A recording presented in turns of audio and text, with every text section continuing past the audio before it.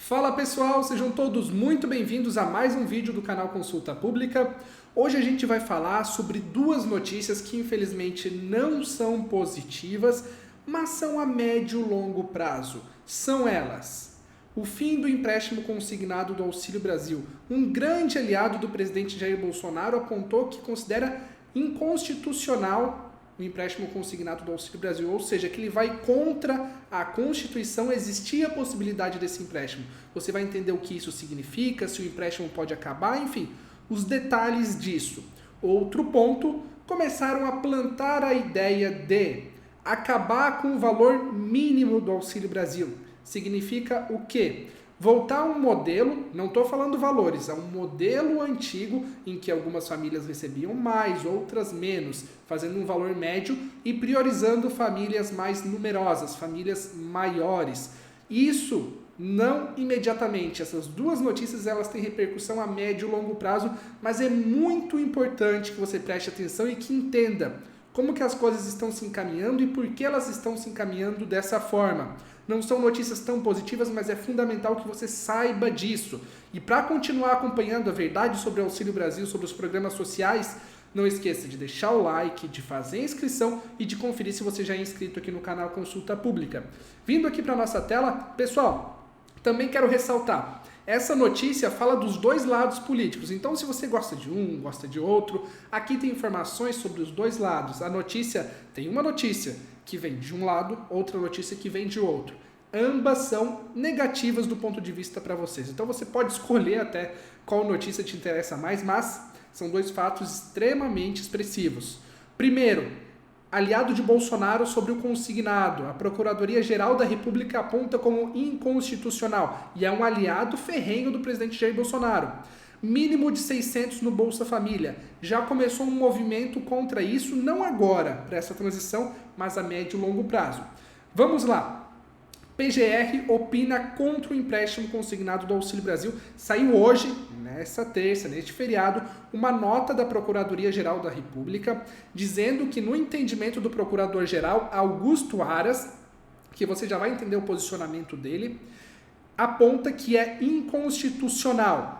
Olha só o que diz a nota. No entendimento do Procurador-Geral da República, ao permitir que um grupo de alta vulnerabilidade econômica comprometa percentual significativo de sua renda mensal, o ato normativo abriu caminho para o superendividamento das famílias, configurando violação dos princípios constitucionais da dignidade da pessoa humana e da defesa do consumidor. Então é assim, é contra a Constituição, mas com algo um pouco subjetivo, dizendo que é contra a dignidade da pessoa porque permite um empréstimo com uma taxa de juro elevada.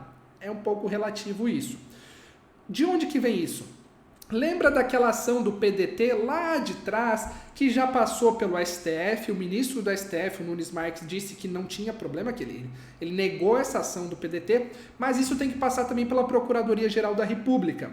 Então, o Procurador-Geral opinou que é inconstitucional, isso ainda vai continuar tramitando.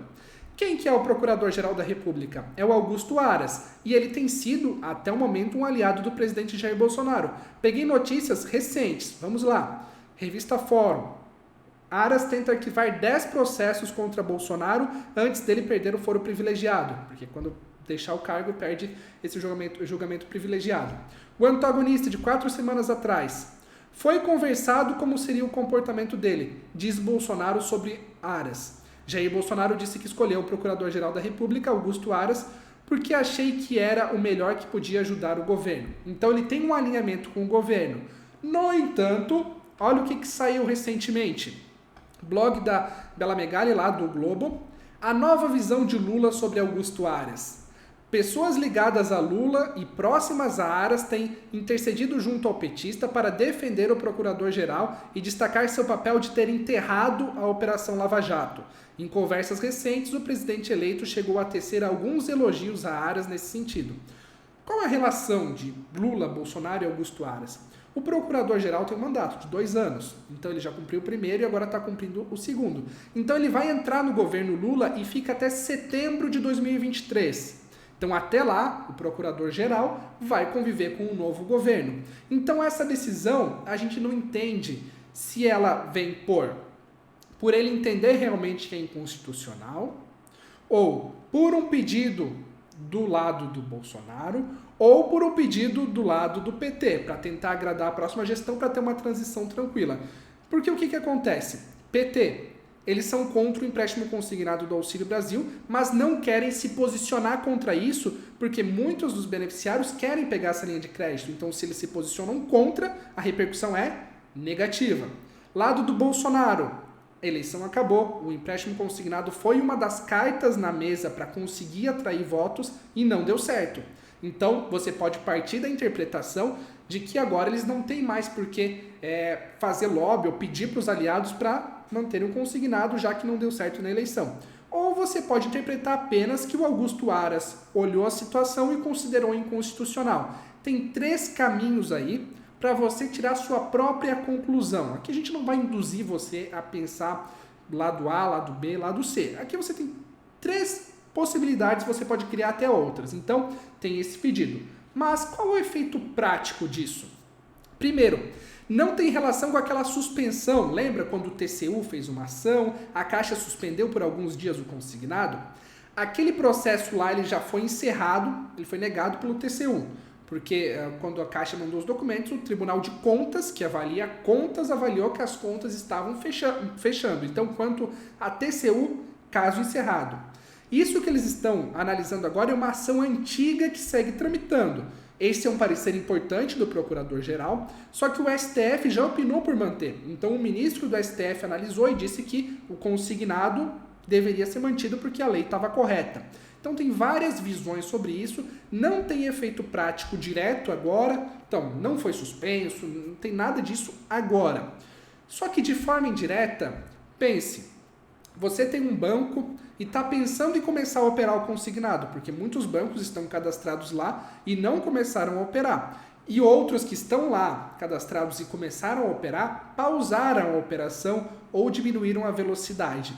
Imagina, por que eles vão retomar uma velocidade alta ou novos bancos vão começar a operar o consignado no momento que o Procurador-Geral da República opina que essa linha de crédito é inconstitucional? Então isso dá um sinal para o mercado também e esfria a possibilidade de que novas ofertas do consignado surjam nesse momento. Se eu tivesse um banco, olhasse essa notícia, eu ia pensar, bom, será que esse mercado não é um teto de vidro que qualquer hora pode desabar? Então, quanto a isso, tem um efeito prático. Mas a Caixa Econômica Federal, por exemplo, segue operando normalmente. Só que o normal da Caixa é aquela operação que vocês já conhecem, que está cheia de problemas e a gente está tentando descobrir como melhorar isso e trazer melhores informações para vocês. Então, sobre o consignado é isso. Saiu um parecer daquele processo bem antigo do PDT, ainda do primeiro semestre, e isso vai saindo parecer, é um parecer importante, mas ainda não é o final desse processo. Ele vai tramitar ainda por um bom tempo e a gente não sabe exatamente no que vai dar isso, tá? Agora, mínimo de R$600. Gente, esse é um assunto muito importante. Inicialmente deve ser mantido. Então o primeiro projeto é sem mudanças radicais nesse mínimo de 600. O que eles querem através da nova PEC, o que provavelmente deve ser apresentado é manter o mínimo de 600 e criar um benefício extra de R$150. Eles chegaram a estudar, a gente está aguardando a versão final da PEC, que pode sair até amanhã desse projeto de emenda à Constituição, de tornar o valor de 600 um valor médio. De algumas famílias podem receber menos que 600, outras podem receber mais, mas a média fica em 600. Só que isso é uma mudança bem radical. A tendência é que eles não mexam em coisas mais estruturais importantes nesse primeiro momento, que consigam manter o mínimo de 600 e aquele benefício extra de R$150 por criança até 6 anos. Mas eles começaram a semear uma mudança para colher lá na frente. Como se fosse uma lavoura, você começa a plantar as sementes para ver como é que isso vai repercutindo. O novo governo não gosta do modelo de valor mínimo. Isso não é algo que a gente pode interpretar simplesmente, é contra ou a favor do povo. É uma questão de interpretação do programa social. E eles sempre pontuaram isso nas entrelinhas. Só que eles evitam deixar claro, igual no consignado, evitam ir contra, porque, novamente, gera repercussão negativa. Aí falta aquela coragem de chegar e falar o que pensa. Qual é a visão deles sobre isso? Que quando você mantém um valor mínimo, você tem famílias de 5 pessoas recebendo o mesmo que uma pessoa que mora sozinha. Então, na visão deles, isso não é justo, porque na visão de quem segue essa linha, deveria ser mais para quem tem mais filhos, mora sozinho, e menos para quem tem mais filhos e, por exemplo, a mãe que cria sozinho, então é uma família maior, do que para quem mora sozinho. Aí, esse tema ele já começou a aparecer. Então, saiu uma coluna de um doutor em economia, Pedro Fernando Neri, que é uma coluna que ele tem os argumentos dele. Então, é solidificado o argumento de por que fazer isso.